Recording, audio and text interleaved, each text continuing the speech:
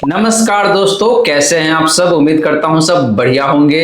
So friends, इन्वेस्टो pride के इस brand new video में आप सभी का स्वागत है। एंड गाइस, आज के इस वीडियो में हम लोग बात करने वाले हैं कि अगर आप एक ऐसे इन्वेस्टर है जो कि बहुत ज्यादा रिस्क ले सकते हैं इस स्टॉक मार्केट में या फिर कह लीजिए म्यूचुअल फंड इन्वेस्टमेंट के दौरान, तो आपके लिए हम लोग बात करेंगे 3 ऐसे म्यूचुअल फंड्स के बारे में जो कि काफी हाई रिस्क होने वाला है। और अगर आप इन तीनों फंड्स में एक साथ एक ही पोर्टफोलियो में इन्वेस्ट करते हैं तो आपका जो रिस्क एक्सपोजर है वो काफी ज्यादा हो जाता है। यानी कि जब मार्केट में गिरावट आएगी तो उस केस में आपको लॉस भी ज्यादा हो सकता है। वहीं जब मार्केट अप ट्रेंड में रहेगा, इन दैट केस आपको प्रॉफिट भी बेहद ही शानदार तरीके से बन के आ सकता है। और फ्रेंड्स, आप में से काफी इन्वेस्टर ऐसे भी होंगे जिनका रिस्क प्रोफाइल लोअर साइड में आता है या फिर मॉडरेट साइड में आता है, तो आपको इन तीनों फंड्स में एक साथ इन्वेस्ट करने की जरूरत बिल्कुल भी नहीं है।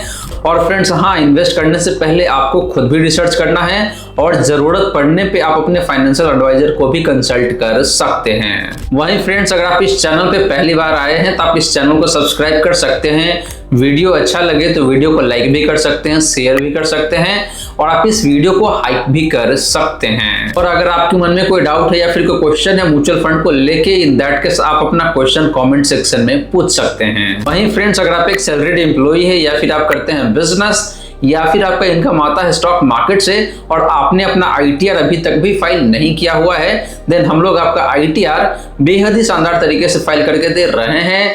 आईटीआर फाइलिंग का जो ड्यू डेट है जो बेहद ही नजदीक आ चुका है 15 सितंबर, तो आपको अब देरी बिल्कुल भी नहीं करना चाहिए। जो नंबर मैंने दिया हुआ है उस नंबर पे आप मुझे कॉल कर सकते हैं या फिर व्हाट्सएप कर सकते हैं और अपना आईटीआर बेहद ही शानदार तरीके से फाइल करवा सकते हैं।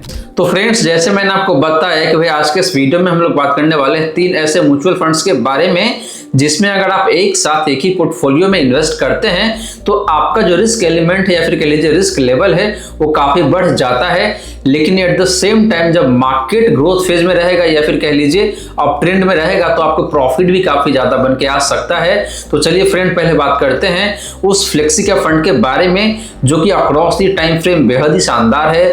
रिस्क पैरामीटर भी देखिए तो आपके लिए काफी शानदार तरीके से निकल के आता है। बात करें फ्लेक्सी कैप फंड का तो हम लोग बात करने वाले हैं चित परिचित पारंपरिक फ्लेक्सी कैप फंड का।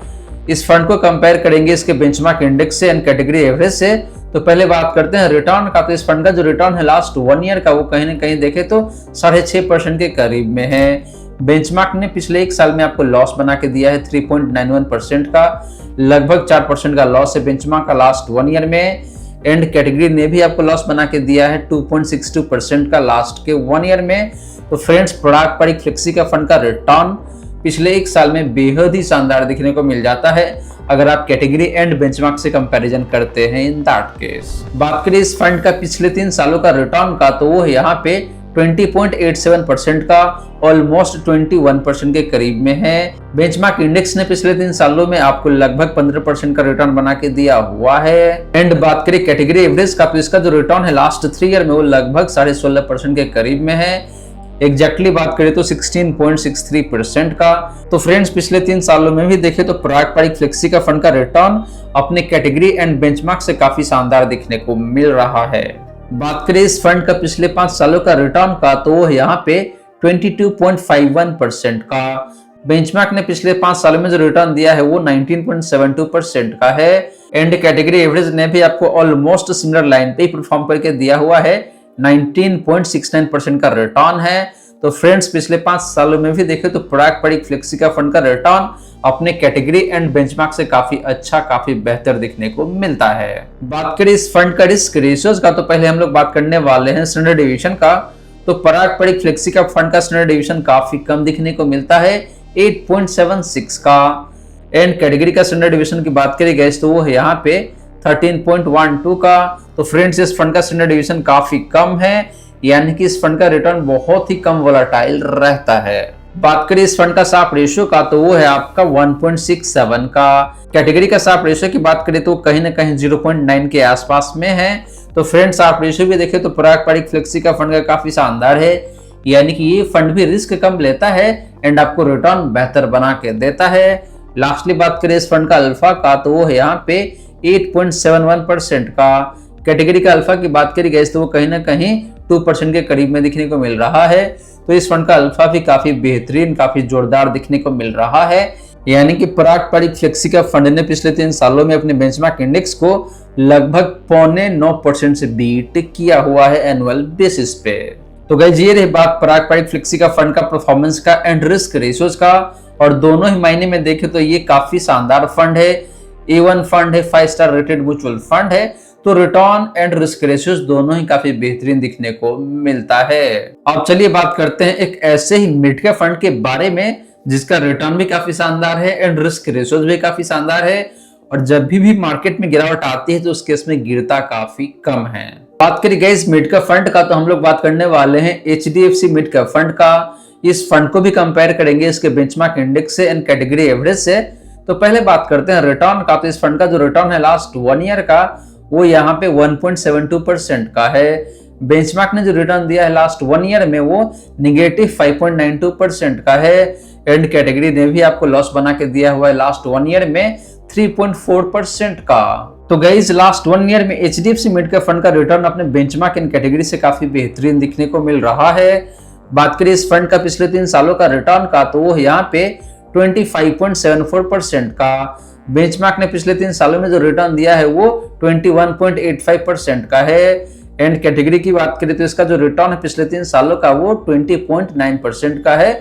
लगभग 21% के आसपास का रिटर्न है कैटेगरी का पिछले 3 सालों में। तो फ्रेंड्स पिछले 3 सालों में भी देखें तो HDFC मिड कैप फंड का रिटर्न अपने कैटेगरी एंड बेंचमार्क से बेहद ही शानदार दिखने को मिल जाता है। बात करें इस फंड का पिछले 5 सालों का रिटर्न का, तो वो है यहाँ पे 28.55% का। बेंचमार्क ने पिछले 5 सालों में जो रिटर्न दिया है वो 26.69% का है, एंड कैटेगरी की बात करें तो इसका जो रिटर्न है पिछले 5 सालों का वो 25.86% का है। तो फ्रेंड्स पिछले 5 सालों में भी देखें तो HDFC मिड कैप फंड का रिटर्न अपने कैटेगरी एंड बेंचमार्क से अच्छा, काफी बेहतर दिखने को मिल रहा है। बात करें इस फंड का रिस्क रेशियोज का, तो हम लोग पहले बात करने वाले हैं स्टैंडर्ड डेविएशन का। तो HDFC मिड कैप फंड का जो स्टैंडर्ड डेविएशन है जो यहाँ पे 13.8 का है।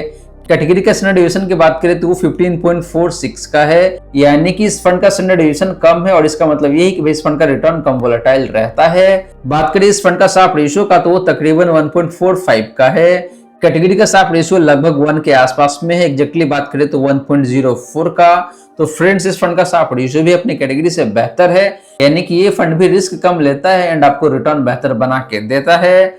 लास्टली बात करें इस फंड का अल्फा का, तो वो है यहाँ पे 5.59% का। कैटेगरी का अल्फा 0.3% का है।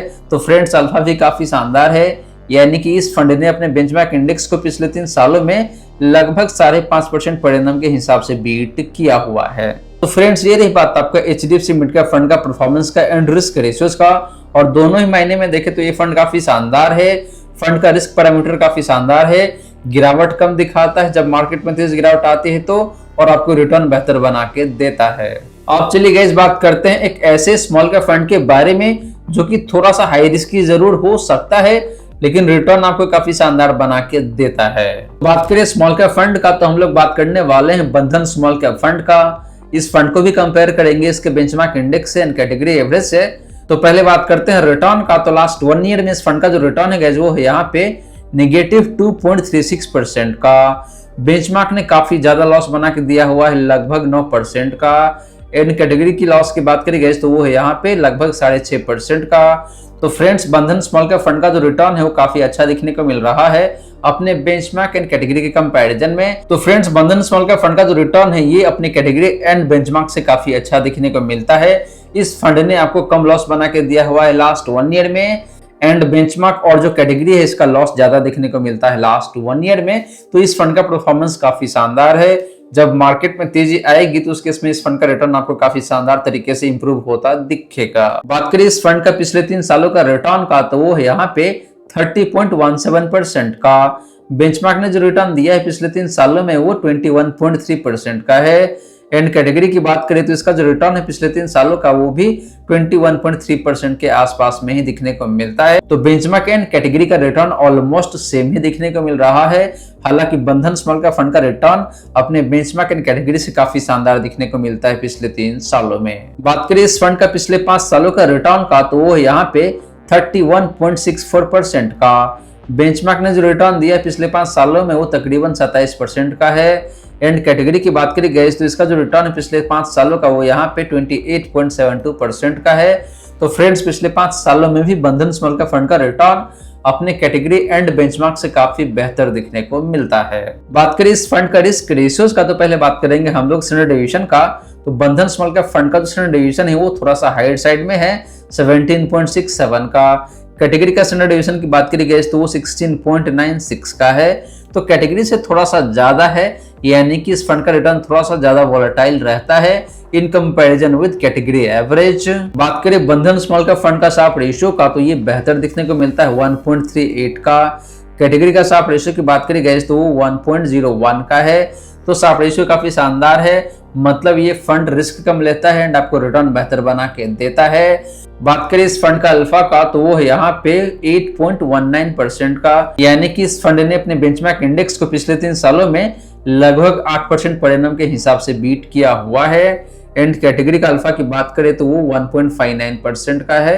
तो अल्फा काफी शानदार है, इसमें कहीं कोई डाउट वाली बात नहीं है। तो फ्रेंड्स ये रही बात आपका बंधन स्मॉल कैप फंड का रिटर्न का एंड रिस्क रेशियोज का, और दोनों ही पैमाने पे देखें तो ये फंड काफी शानदार देखने को मिलता है।